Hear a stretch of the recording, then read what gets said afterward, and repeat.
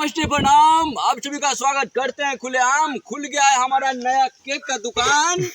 आइए हमारे दुकान, ले जाइए सस्ती सामान। फिर से स्वागत करते हैं हम खुलेआम। आपका नहीं, आपका पैसा का होगा सम्मान। आप खाएंगे टनाटन हो जाएंगे, बीमारी सब दूर होगा, मन टनाटन तंदुरुस्त होगा। खुल गया हमारा नया केक का दुकान। बर्थडे पार्टी का इंतजाम, ले जाइए हमारे दुकान का सस्ती सामान। अगर आप अपने परिवार के साथ खाना चाहते हैं तो आइए हमारे दुकान।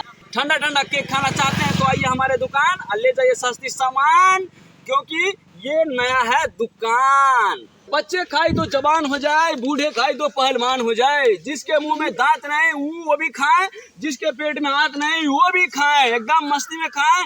खुला रहेगा हमारा दुकान सुबह शाम। ले जाइए, देसी मशीन से आविष्कार हुआ है ठंडा ठंडा केक का दुकान। दिन रात हमारा मशीन यही काम करता है, केक देता है। आइए, कम पैसा में मिलेगा ठंडा ठंडा केक। ले जाएंगे ना? हाँ, केक है बढ़िया, एकदम क्वालिटी वाला केक है, कोई दिक्कत नहीं मिलेगा। आइए, बर्थडे पार्टी का कीजिए इंतजाम। खुलेगा हमारा दुकान सुबह एवं शाम। आइए, नया खुला है मेरा दुकान।